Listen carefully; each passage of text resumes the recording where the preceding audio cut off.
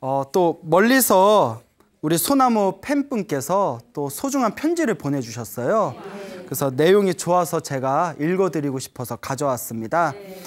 그리고 좀 보내주신 분의 좀 사적인 내용들도 있어서 제가 좀 새롭게 이렇게 몇 군데 편집을 좀 했습니다. 예, 양해 바랍니다.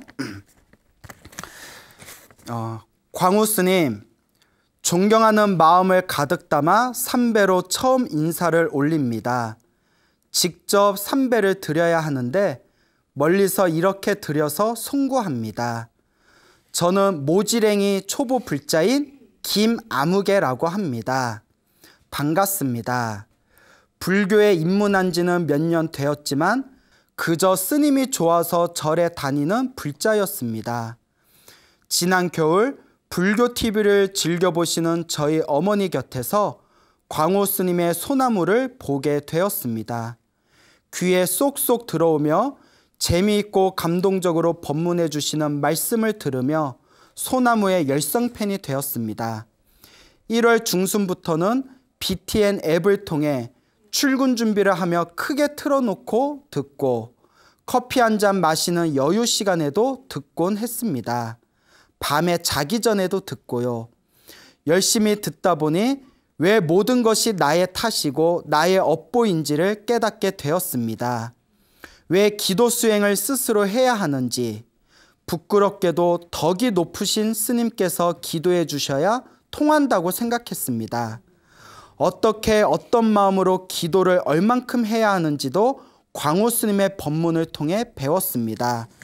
소나무를 보며 눈물도 나고 질문하실 때 같이 대답도 하고 감동적인 말씀을 해주실 때는 관세음보살이라고 외치기도 했습니다. 차근차근 열심히 법문을 듣다 보니 108배를 해야겠다는 생각이 일어나서 올해 음력 1월 1일이 되기 전날부터 108배 수행을 시작하여 이제 한 달이 넘었습니다.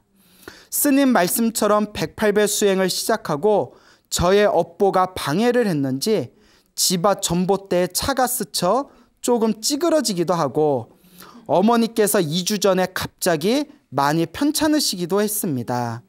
스님 법문 중에 신묘장구 대다라니의 가피를 떠올리고 어머니를 위해 매일 21독을 시작했습니다. 21독을 21일간 목표로 삼고 먼저 치유되게 해달라고 간절히 기도했는데 다행히 일시적인 통증으로 며칠 만에 완쾌가 되셨고 전후 수행을 계속하고 있습니다. 그런데 저는 108배보다 대다라니를 읽는 수행이 더 어렵게 느껴지는지 모르겠습니다. 처음 몇 회 읽는 동안에는 기도를 방해하는 것처럼 하품이 나오고 졸립니다. 지금은 처음보다는 나아졌지만 여전히 1회를 읽는 동안에는 꼭 하품이 먼저 나옵니다. 전혀 졸리지 않았는데도요. 제 업보가 작용해서 그렇겠지요? 광우 스님의 소나무 덕분에 저는 제가 얼마나 모지랭이 불자인지 깨닫게 되었고 저 같은 모지랭이 불자가 108배 수행과 신묘장구 대다라니 21독 수행을 시작하게 되었고 불법에 대해 관심을 가지고 알려고 노력하고 있습니다. 광우 스님, 스님의 법문을 통해 감동을 받고 차근차근 불법을 배우는 불자들이 저 외에도 아주 많을 것이라고 생각됩니다. 스님께 감사하는 많은 불자들이 있다는 것을 꼭 알아주시고 앞으로도 소나무를 통해 감동적인 법문을 들을 수 있다면 제 인생에 더 없는 기쁨으로 여기겠습니다. 광우 스님 항상 건강하시고 부디 아라한의 경지에 이르시길 기도합니다. 진심으로 감사합니다. 평택에서 김아무개 두 손 모아. 그리고 추신이 있네요. 바쁘시겠지만 언젠가 화계사에서 직접 뵐 날이 있으면 좋겠습니다. 신묘장구 대다라니를 편지 쓰기 전에 다 외우게 되었습니다. 예, 자, 예, 이렇게 평택에서 소중한 편지 보내주셔서 너무나 감사드립니다. 이렇게 저의 소나무 설법을 듣고 불심을 키워나간다는 분들의 이야기를 들을 때 가장 보람된 마음이 일어나는 것 같습니다. 아까 편지에 보니까 신묘장구 다란이 읽을 때마다 졸음이 오고 하품이 나온다고 했잖아요. 예전에 이런 이야기가 있습니다. 우리가 무슨 이렇게 기혈이 이렇게 촉진되는 작용을 할 때 몸에 탁한기가 나가면서 하품을 자주 하거나 혹은 방귀를 뀌게 된답니다. 그러니까 기도하다가 방귀 껴도 부끄러워하지 않으셔도 돼요. 기도하다가 하품이 나는 것도 몸에 탁기가 나가는 거라고 합니다. 그렇다고 뒤에서 절하고 있는데 뒤에서 이렇게 절하고 있는데 광우 스님이 뭐 방귀 껴도 부끄러워하지 말랬지 하고 뭐 뿌뿌뻥 해버리면 그것도 이제 그 정도 예는 있겠죠. 근데 이제 하품하는 거는 아무 문제가 없습니다. 나중에는 이렇게 잘 이제 마음이 또 정리가 될 테고, 어떤 분은 기도를 하면서 그렇게 졸음이 쏟아지고 눈물이 나오신다고, 눈이 자꾸 눈물이 나오신다고, 또 이제 그런 과정들이 다 있으니까 뭐 기도를 할 때 하품을 하거나 트림을 하거나 뭐 방귀를 끄거나 하는 건 몸에 탁기가 사라지는 하나의 과정이다 생각하시면 되겠습니다. 자, 그리고 이 신묘장구 대다란이 기도를 많이 하고 계시나 봐요. 하루에 21독씩 하신다고 하는데, 불자라면 꼭 외워야 될 게 3가지가 있습니다. 우리 한국 불교의 불자라면 반드시 외워야 할 3가지가 예불문, 그 다음에 반야심경, 예불문, 반야심경, 마지막에 천수경. 그 천수경의 가장 중요한 내용이 바로 신묘장구 대다란입니다. 그래서 신묘장구 대다란이는 말 그대로 천수천왕 관세음보살, 1000개의 손이 있고 1000개의 눈이 있어서 중생들을 항상 살펴보시고 중생들의 고통을 어루만져 주시는 천수천왕 관세음보살님의 에너지, 가피가 담겨져 있는 것이 바로 신묘장구 대다란이라고 합니다. 그래서 우리 한국의 많은 불자분들 신묘장구 대다란이 외워서 큰 가피와 체험을 하신 분들이 많습니다. 여러분 신묘장구 다 외우세요? 네. 예. 예, 그래요? 대답도 안 하네. 그래서 신묘장구 대다란이를 이제 열심히 이제 외우면, 또 전에 소나무를 통해서 아마 신묘장구 대다란이의 가피에 대해서도 여러 번 언급을 드렸던 것 같습니다. 자, 그래서 오늘 관세음보살님 가피에 대한 이야기를, 또 기도 가피에 대한 이야기를 한번 해볼까 합니다. 여러분, 관세음보살님은 다 들어보셨죠? 네. 한국인이라면 기본적으로 종교를 믿건 안 믿건 관세음보살은 다 들어봤을 겁니다. 네. 나무아미타불 관세음보살. 관세음보살님은 중생들의 소원을 이뤄주시고 중생들의 모든 고통과 어려움을 해결해 주시는 보살님이라고 합니다. 관세음보살님, 이제 누구나 알고 있는 이 관세음보살님이, 이 관세음보살님에 대한 내용이 자세히 나온 경전이 여러 가지가 있는데, 그 중에 대표적인 게 관음경이라고 있습니다. 관세음보살님을 줄여서 관음이라고 하거든요. 관음경이라고 있는데, 관음경이 되게 얇아요. 예. 읽어보셨어요?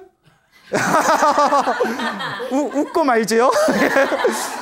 되게 얇아요. 예, 얇아요. 관세음보살 이 관음경이 있는데, 관음경의 원래 이름이 관세음보살 보문품입니다.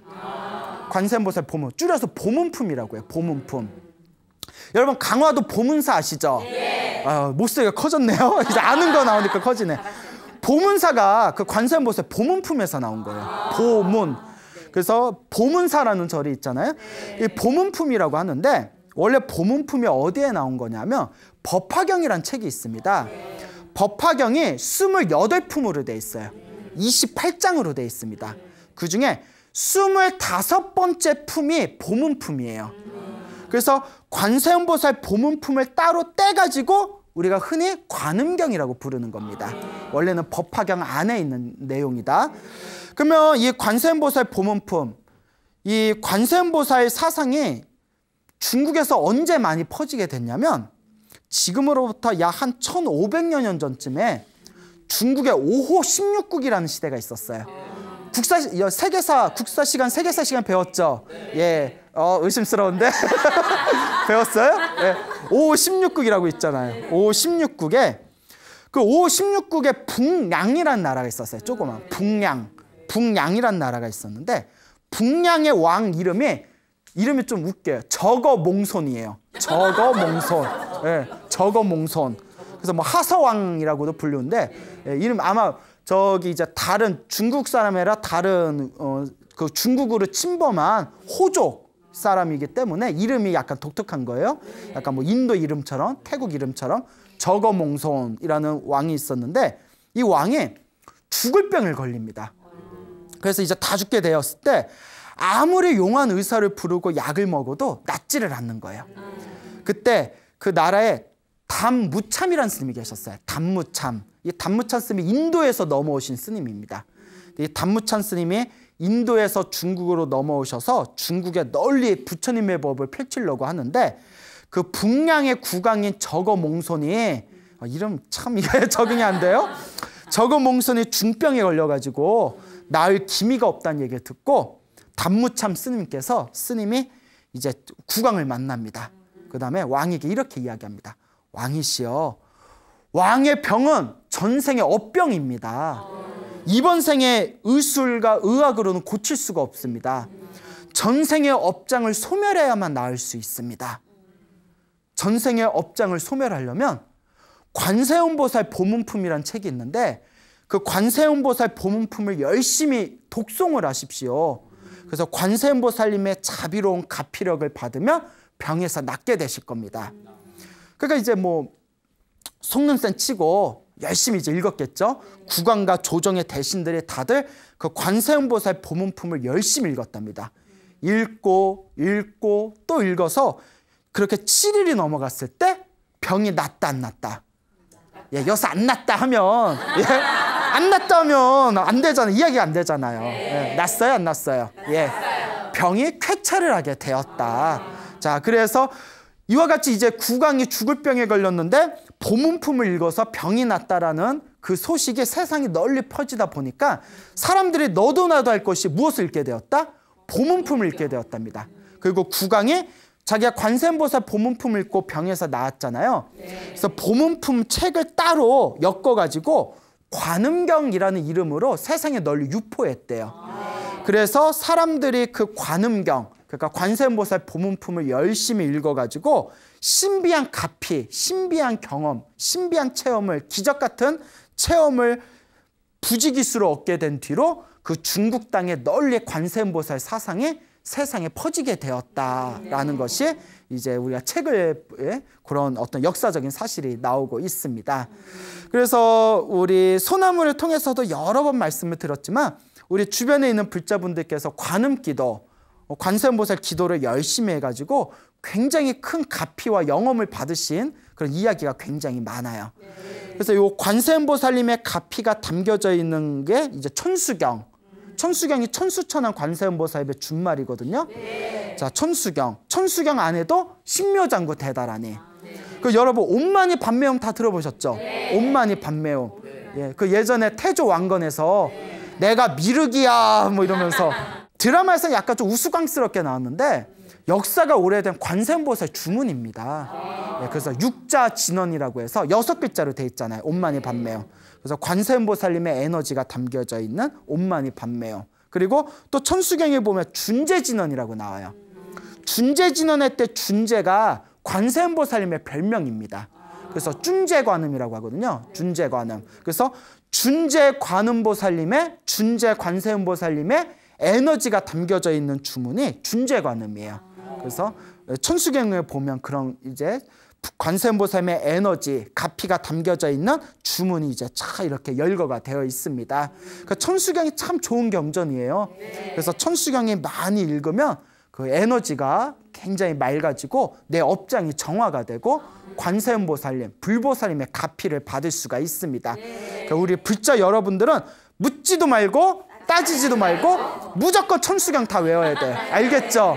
예, 내가 또 물어볼 거예요. 예, 뭐 기대는 안 해요, 딱히. 그렇지만 이제 물어볼 거예요. 예, 무조건 외우셔야 된다. 그 관세음보살님 이야기로 또 유명한 역사적인 사실 중에 하나가 그 당나라 시대 때 현장법사라고 있었습니다. 서유계 삼장법사 아시죠? 그 현장법사가 뭐 손오공, 저팔계, 사오정은 다 소설 속의 이야기지만 현장 스님이 실제로 목숨을 걸고 인도에 가서 경전을 가지고 중국으로 돌아온 내용은 실제 역사적인 사실이거든요. 이 당나라 시대 때 현장 스님께서 불교 공부를 하다가 갈증을 느끼는 거예요. 이 학문의 갈증을 느끼면서 내가 인도에 가서 경전, 지금 우리 중국 땅에 제대로 된 경전이 부족하니까 경전을 좀 가져야겠다.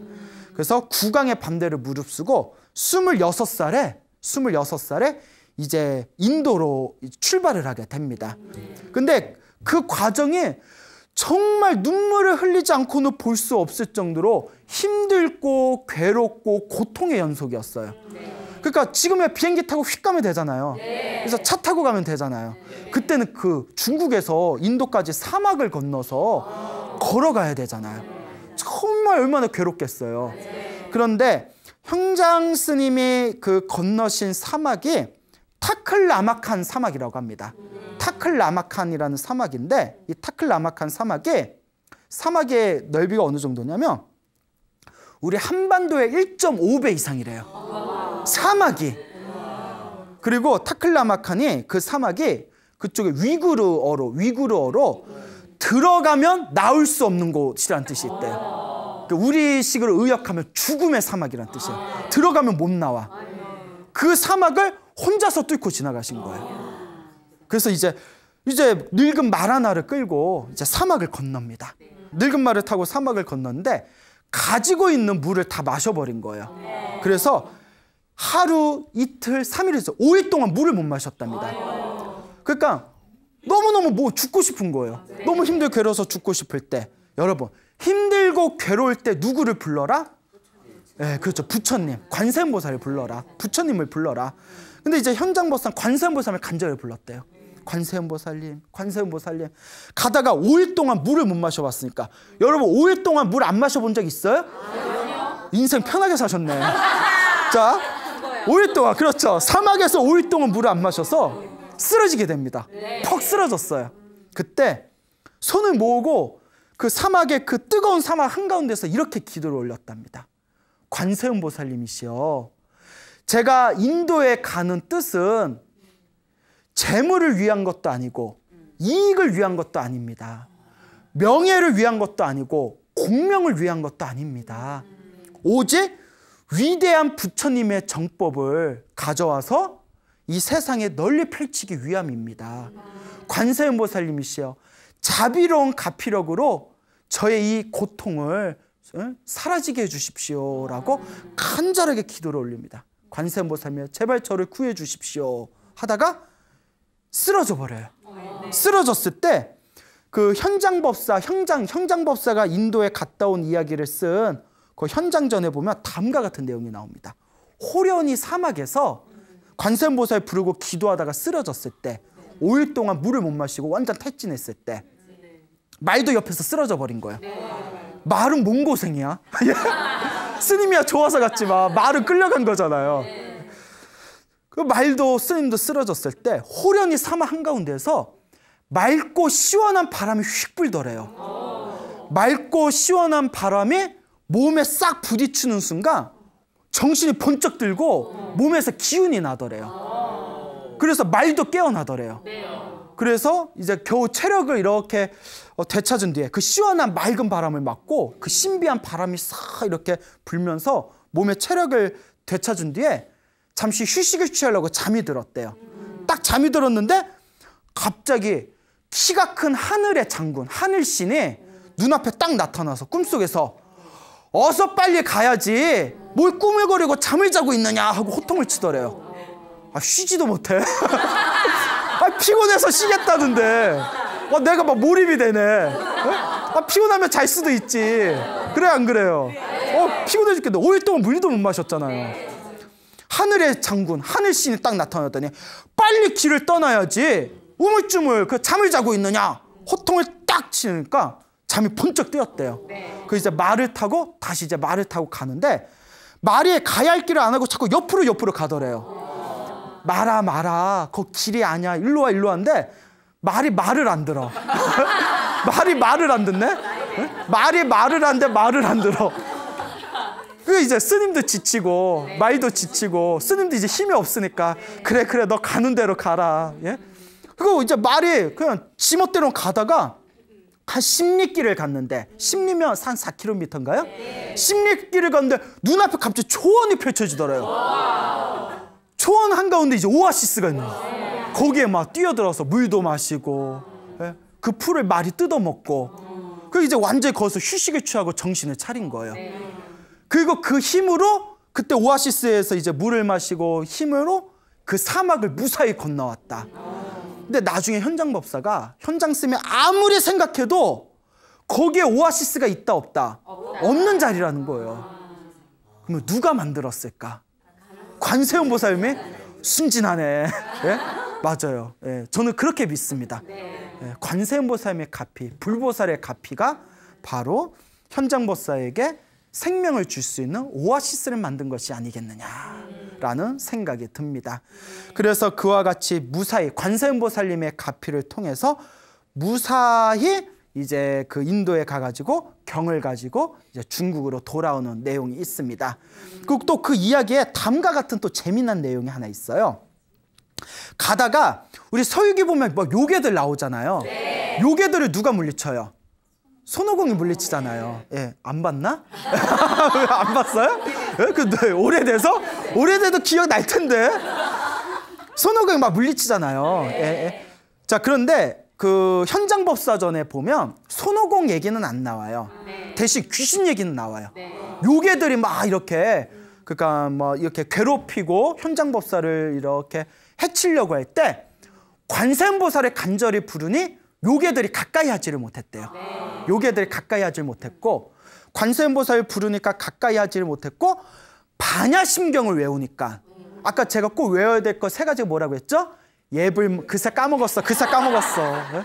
예불문, 반야심경, 천수경. 반야심경을 간절히 외우니 요괴들이 놀래서 뿔뿔이 흩어졌대요. 예, 관세음보살을 불러도 그 가까이 오지는 못하지만 도망가지 않았던 요괴들이 무엇을 읽으니까? 반야심경을 읽으니까 놀래서 도망갔다. 그러니까 반야심경 가피가 있어요. 반야심경 첫 구절에 관자재 보살이라는 내용이 나오거든요. 그래서 이 관자재 보살이 첫 구절에 딱 나와요. 관자재 보살이 누굴까요? 관세음보살님이에요. 반야심경 첫 구절에 나오는 관자재 보살, 행신반야 바라미다시, 조교노은계금 뭐 이런 게 쭉 나올 때 관자재 보살의 관세음보살님입니다. 그래서 반야심경도 열심히 읽으면 관세음보살님과 불보살님의 가피를 얻을 수 있다. 그래서 현장 법사전에 보면 요괴들이 자기들을 해치러 왔을 때 간절히 관세음보살 부르더니 요괴들이 감히 가까이 오지를 못했다. 그래서 반야심경을 간절히 외우니 요괴들이 놀라면서 뿔뿔이 흩어졌다라는 내용이 나옵니다. 자, 이와 같이 현장법사님이 그 사막에서 죽을 고비를 관세음보살님의 가피로 넘어가게 된 이 이야기를 통해서 우리 불자님들께서도 사실 우리가 살다 보면 사막은 아니지만 마치 사막에 있는 것 같은 엄청난 스트레스라든가 엄청난 괴로움을 만날 때가 있어요. 그렇죠? 그럴 때 여러분 힘들고 괴로울 때 주저하지 말고 누구를 불러라? 관세음보살 불러. 관세음보살 불러도 좋고 지장보살을 불러도 좋고 누굴 부르든 효과는 똑같습니다. 간절하게 불보살님을 부르면 반드시 그 가피를 얻게 될 것이다 라는 것을 명심하시길 바랍니다. 알겠죠? 네. 자, 그 중국 송나라 시대 때 만들어진 책입니다. 중국 송나라 시대 때 그 관세음보살님의 전설을 이야기로 만든 관세음보살 약전이란 책이 있답니다. 그 중국 오래전에 옛날에 만들어진 책인데 그 책에 보면 되게 재미난 내용이 나와요. 머나먼 과거 세상에 흥림국이라는 나라가 있었대요. 흥림국이라는 나라가 있었는데 이 흥림국에 왕의 이름이 묘장왕이었대요. 묘장왕. 근데 이 묘장왕이 엄청나게 불교를 싫어했대요. 엄청나게 불교를 싫어해서 불법을 막 탄압을 합니다. 근데 이 묘장왕에는 3명의 딸이 있었답니다. 첫째 딸, 둘째 딸, 셋째 딸이 있었는데 셋째 딸의 이름이 묘선이에요. 묘선이었는데 이 묘선은 불심이 굉장히 지극했답니다. 아버지는 불교를 탄압했는데 셋째 딸, 셋째 공주 묘선은 불심이 아주 정성이 지극했어요. 그래서 이 묘장왕이 첫째 딸 시집 보내고 둘째 딸 시집 보냈는데 셋째 딸 묘선을 시집 보내려니까 묘선이 안 돼요. 싫습니다. 저는 결혼하지 않겠습니다. 예, 시집가지 않겠습니다. 이러는 거예요. 그러니까 왜 시집을 안 가겠냐? 왜 안 가냐 하니까 요 묘선이 하는 얘기가 저는 머리를 깎고 출가해서 불법을 닦겠습니다. 그 아버지가 화딱지가 나는 거예요. 묘장왕이. 내가 그렇게 불교를 싫어하는데 뭐 공주가 머리를 깎고 출가해? 그래서 이제 옥신각신 다툽니다. 그러다가 자식 이기는 부모 있어요? 없어요? 없어요. 없는데 묘장왕은 그냥 쫓아내요. 너 나가. 너 내 딸 아니야. 너 내 딸 아니야. 궁전에서 나가. 이걸 전문 용어로 뭐라고 하죠? 호적 팠다 하죠. 호적 팠다라고 하죠. 호적 파버린다. 호적을 파버린 거예요. 너 이제 공주 아니야. 내 딸 아니야. 나가라. 그러니까 이제 전문 용어로 호적 팠다 하잖아요. 그러니까 이제 묘선이 이제 나가가지고 이 묘선 공주가 이제 머리를 깎고 출가합니다. 그래서 이제 열심히 수행을 해가지고 열심히 수행을 해서 이제 큰 도인 스님이 됩니다. 이제 도인이 돼요. 근데 이제 묘장왕의 세월이 흐른 뒤에 나이가 드니까 엄청나게 큰 중병에 걸리게 됩니다. 아무리 용한 의사를 불러도 낫지를 않는 거예요. 그래서 누구든지 내 병을 낫게 하는 사람은 모든 소원을 이뤄주겠다. 근데 아무도 이제 그 병을 치료를 못합니다. 그때 어느 노인네가 이렇게 찾아왔대요. 노인네가 싹 찾아와서 왕이시여, 왕의 병을 나을 수 있는 방법이 딱 하나 있습니다. 아, 그게 뭐냐? 저 향산이라는 곳에 보면 산의 이름이 향산이에요. 향산. 향산에 가면 비구니 도인 스님이 계십니다. 그 스님을 모셔오면 병이 나을 수 있습니다. 그 비구니 스님의 딱 이야기 흐름상 누군 것 같아요? 딸, 셋째 딸 묘선 스님이죠. 그 정도 눈치는 있네요. 예, 그렇죠. 예. 그러니까 이제 근데 왕은 자기 딸인지 아닌지 알아요, 몰라요? 모르죠. 어쨌거나 이제 신하를 불러가지고 향산에 있는 이제 비구니 도인 스님을 다 모셔옵니다. 그러니까 요 묘선 스님, 아버지가 병에 걸리셨구나. 그래서 나를 부르는구나. 지금이야말로 아버지를 제도할 수 있을 때다. 아버지는 살아생전에 악행을 많이 저지르고 특히 불법을 탄압해서 죽으면 무간지옥에 떨어지실 거다. 내가 자식된 도리로 아버지를 제도해야 되겠구나. 그래서 딸이 이제 갑니다. 딸이 딱 오니까 향산에서 도인 스님을 모셔오라니까 딸이 딱 스님이 돼서 나타난 거예요. 그러니까 아버지도 놀라고 옆에 있는 신하들도 놀라고 하늘도 놀라고 땅도 놀라고. 그래서 이제 묘선이 아버지의 병을 낫게 하기 위해서 다음과 같이 하늘을 우러러서 다음과 같이 기도를 합니다. 발언하옵건대 아버지의 병을 치료하기 위해서 저의 눈과 저의 손을 바치겠습니다. 저의 정성이 지극하다면 제 아버지의 병이 낫게 해주십시오 하면서 그 자리에서 눈을 뽑아버리고, 좀 과격하다, 그죠? 좀 무섭다. 자신의 손을 잘라버립니다.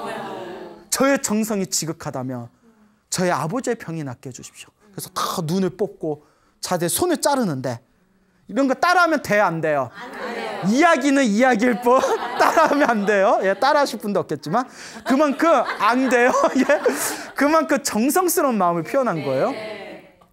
그 순간 아버지 묘장왕의 감동에 이제 막 벅차 올라서 감동이 막 쓰나미와 같이 밀려오는 거예요. 예? 감동의 도가니탕. 그래가지고 눈물이 펑펑 쏟으면서 왕이 이제 완전 감동을 받잖아요. 세상에 어떤 딸이 있어서 나를 위해서 눈을 뽑고 자신의 손을 자른단 말인가. 내가 이렇게 착한 딸을 몰라봤다니. 그 왕이 막 피눈물을 흘리면서 하늘을 우러르면서 다음과 같이 기도합니다. 하늘이시여, 저는 죽어도 상관없습니다.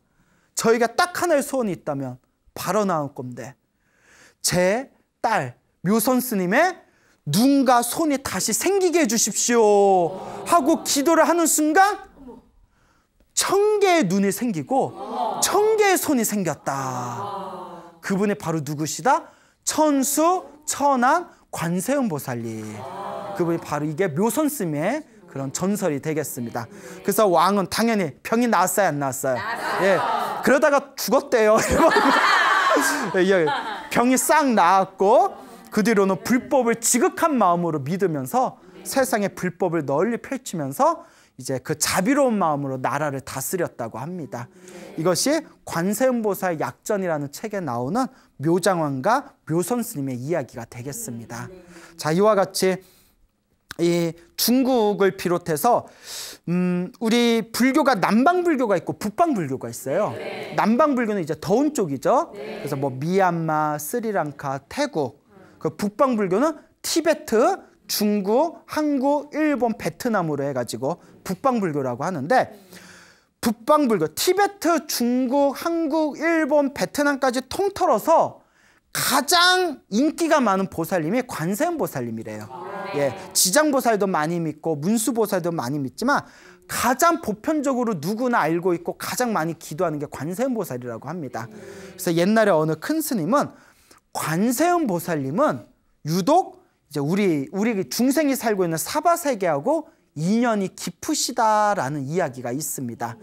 그래서 티베트 같은 경우에도 달라이라마 스님 계시잖아요. 그 달라이라마 스님께서도 관세음보살의 화신이라고 알려져 있어요.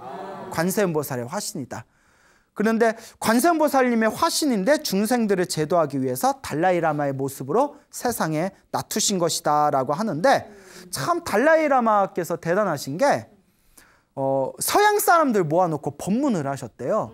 근데 이 달라이라마 존자께서 엄청나게 겸손하십니다. 정말 수행이 깊으셔서 되게 겸손하신데, 어느 서양 사람이 이렇게 질문을 던졌대요. 사람들이 존자께서 달라이라마 존자님이 관세음보살의 화신이라고 하는데 정말 그렇습니까? 라고 질문을 던집니다. 우리 같으면 자랑하고 싶은 마음이 있으면 눈치챘어? 어떻게 알았지? 뭐 이럴 수도 있잖아요. 근데 정말 겸손하신 분이네요. 뭐라고 하셨냐면 이렇게 물을 한 컵 드시더래요. 제가 목이 말라서 물을 한 컵 마시겠습니다. 물을 이렇게 드시더니, 제가 관세음보살 화신이면 왜 목이 마르겠습니까? 예? 근데 저는 항상 목이 말라서 물을 마셔야 됩니다. 그리고 저는 몸에 이렇게 피부병이 좀 있어서 자꾸 이렇게 긁어야 됩니다. 그래서 그런가 이렇게 달라이라마 스님께서 법문하신 거 보면 좀 이렇게 긁적긁적거리는 게 있긴 하거든요. 몸에 좀 피부가 간지러워서 이렇게, 제가 달라이라마 화신이라면, 관세음보살의 화신이라면 왜 피부병이 있겠습니까? 저는 불법을 닦는 평범한 승려입니다. 이렇게 이야기를 하셨대요. 이 이야기가 더 위대하다 저는 생각이 됩니다. 사실 당신 나 관세음보살 화신이야 라고 하더라도 뭐 그런 말 했다고 비난할 사람은 없거든요. 우리는 다 그렇게 알고 있으니까. 근데 그렇게 뭐 진짜인지 아닌지 모르겠지만 이제 당신을 스스로 나는 이렇게 여러분과 똑같은 평범한 승려일 뿐입니다. 부처님의 법이 좋아서 수행하는 수행자일 뿐입니다. 그런 어떤 겸손한 모습 때문에 아마 세계적으로 더 그렇게 사람들에게 감동을 줄 수 있는 그런 위대한 큰 스님이 되신 게 아닌가라는 그런 생각을 해봅니다. 어쨌거나 이 관세음보살의 신앙은 우리 북방불교에서 굉장히 중요한 위치를 자리 잡고 있습니다. 그러니까 여러분들도 힘들고 괴로울 때 여러분들 간절하게 기도를 하십시오. 기도하고 또 기도하고 또 기도할 때 여러분들의 업장이 소멸되게 되고, 소멸된 그 업장이 소멸됐다고 다 저절로 되는 게 아니에요. 업장이 소멸되고 소멸된 그 자리에 복을 자꾸 지어야 됩니다. 자꾸 내가 복을 짓고, 그래서 업장 소멸하고 공덕과 선업과 복을 지을 때 여러분들의 삶이 점점 더 여러분들의 삶을 아름답게 변화시키게 될 것이다 라는 것을 명심하시기 바랍니다. 알겠죠? 자, 그래서 이 관세음보살 신앙이 오랫동안 중국 불교를 통해서 많이 전해지게 됐는데, 옛날 오래전에 있었던 일입니다. 그 중국 진나라 시대 때 법지라는 스님이 계셨대요. 이 법지라는 스님이 출가하기 전에 속인이었을 때 어느 날 이렇게 산에 갔는데 산에 산불이 났답니다. 산에 막 산불이 나니까 사람이 평소에 기도 안 해도 위급할 때 어떻게 될까요? 여러분들도 지금 소나무 이런 설법 같은 거 듣잖아요. 당장은 집에 가서 기도 안 하더라도 정말 정말 막 머리에서 불 떨어질 지경 되면 자기도 모르게 관세음보살 부르게 돼요. 믿을 게 그거밖에 없거든. 에라이 모르겠다. 관세음보살. 예? 자, 그러니까 이 사람도 이 법지 스님도 출가하기 전에 산에 갔을 때 산불이 났을 때 산불이 나서 막 어디 갈 데가 없는 거예요. 그 산불에 완전히 둘러싸여서 아, 내가 믿을 건 관세음보살밖에 없다. 관세음보살 부르면 반드시 도와준다고 했으니까 내가 관세음보살을 간절하게 불러야 되겠다 해가지고 관세음보살을 간절하게 염불을 했답니다. 눈을 감고 오로지 관세음보살 했는데 관세음보살보다 자기 이렇게 몰입이 됐나 봐요. 정신을 딱 차려보니까 딱 자기 주변만 동그랗게 불이 안 타 있고 나머지는 다 타버린 채 자기 있는 자리만 그대로 있더래요. 기적 같은 일이죠. 그 뒤로 그런 기적 같은 체험을 한 뒤로 그 뒤로는 불교 공부를 열심히 했답니다. 그러다가 이분이 나중에 장군이 됐대요. 장군이 돼서 이제 밖에서 오랑캐들이 쳐들어와 가지고 이제 그 오랑캐들과 전쟁을 이제 벌이게 됐는데 이제 후퇴를 하게 됐답니다. 후퇴를 하다가 말을 타고 막 도망가다가 말에서 떨어져 버렸대요. 그 뒤에서 막 이제 적병들이 오니까 어쩔 수 없어서 그 옆에 개울가 옆에 덤불이 있어가지고 덤불 속으로 몸을 숨겼대요. 덤불 속 몸을 쏙 숨기니까 그 뒤에서 뒤따라오는 적군들이 막 이렇게 다니면서 막 자기를 막 찾으러 다니는 거예요. 그럼 사실 수많은 적군들이 자기를 막 창으로 막 찌르면서 찾으니까 걸리는 거는 시간 문제잖아요. 그때 마음속으로 누굴 간절히 불렀을까요? 간절하게 관세음보살 불렀대요. 믿을 건 관세음보살밖에 없구나. 관세음보살 제발 살려주세요. 제발 살려주세요. 간절히 관세음보살 불렀는데 부르다 보니까 다른 데는 다 찾아놓고 자기가 있는 덤불만 쏙 남겨놓은 채 야 없다 가자 이러더래요. 그렇게 목숨이 살았는데 자기가 두 번을 자기가 생명에서 이제 죽을 뻔한 그 위기에서 생명이 살아난 거잖아요. 야, 내가 산에서 불에 타 죽을 뻔했고 내가 적군들에 의해 가지고 내가 죽을 뻔했는데 두 번 다 관세음보살을 불러가지고 내가 두 번 다 살아났구나. 그러니 내 관세음보살의 은혜를 갚아야 되겠다 해가지고 머리를 깎고 출가하셨다는 그 유명한 이야기가 있습니다. 그러니까 근데 그런 게 있는 것 같아요. 평소에 관세음보살 기도를 하면 많은 불자분들이 스님 효과가 있는지 없는지 잘 모르겠어요. 이런 말씀을 많이 합니다. 스님 관세음보살 지장보살 기도를 열심히 하는데 이게 효과가 있는지 없는지 기도해도 남편 속 썩이는 거 똑같고 기도해도 자식 성적 안 오르는 거 똑같고 효과가 있는 겁니까? 그럴 때마다 제가 항상 드리는 말씀이 전생에 지어놓은 복이 많으면 기도를 조금만 해도 효과를 빨리 보고 전생의 업장이 두꺼우면 기도를 많이 해도 효과를 더디게 보지만 기도를 하면 한 만큼 언젠가는 자기가 받는다. 내가 지금 기도하면 한 만큼 내 업장이 소멸되는 거다. 이런 이야기를 자주 드립니다. 그러니까 운동할 때 그런 걸 느껴요.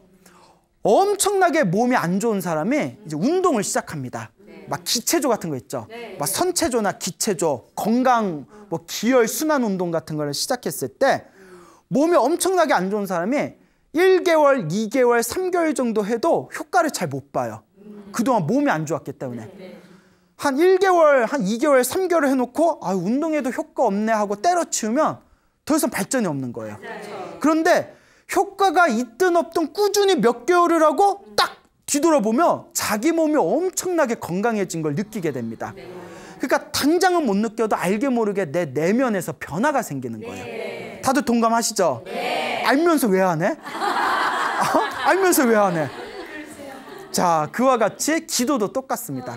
당장은 효과가 안 느껴져도 내면에서 이미 알게 모르게 다 쌓여지고 있는 거예요. 언젠가 딱 뒤돌아봤을 때 아, 내가 기도하고 난 그 뒤로부터 이상하게 내 주변의 일이 잘 풀려나가기 시작했다라는 걸 자각하게 됩니다. 그러니까 당장 효과가 있니 없니 따지지 말고 기도하세요. 업장을 소멸하고 복을 지으시기 바랍니다. 그리고 중요한 게 아까 법지 스님 이야기, 현장 스님 이야기 드렸지만 기도할 때 옛날 큰 스님들이 하시는 법문이나 기도하다 그 가필, 신비한 기적 같은 가필을 얻은 불자님들 얘기를 들어보면 정말 위급했을 때, 그 위급했을 때 간절하게 기도하는 게 정말 큰 힘을 발휘하더래요. 왜냐하면 평소에 이렇게 기도할 때는 오만 생각 다 나거든요. 예? 기도하다가 오늘 저녁은 뭐 먹지? 기도하다가 어머 순이 엄마한테 돈 받아야 되는데 언제 받지? 기도하다가 어머 오늘 그 드라마 몇 시에 하지? 막 이런 오만 생각 다 나잖아요. 정말 위급할 때는 아무 생각 안 나요. 오로지 관세음보살, 오로지 지장보살. 내 마음이 하나로 딱 모아졌을 때 내 마음의 주파수가 기도의 주파수 하나가 딱 맞아떨어지면서 불보살의 가피를 체험하게 되는 거죠. 하지만 진정한 불자라면 체험을 하든 안 하든 기적이 있든 없든 효과를 보든 말든 그런 것도 집착이니까 그런 것도 놓아버리고 그냥 내 업장 소멸하고 내 복을 짓는다라는 마음으로 열심히 믿고 기도해 보시기 바랍니다. 알겠죠? 네. 자, 여러분 행복해지고 싶습니까? 네. 행복한 삶을 창조하고 싶습니까? 네. 복을 지으십시오. 선업을 지으십시오. 공덕을 쌓으십시오. 복과 선업과 공덕의 힘이 여러분들을 진정한 행복의 길로 이끌어 줄 것입니다. 오늘 여기서 마치겠습니다. 소중한 나 무한 행복.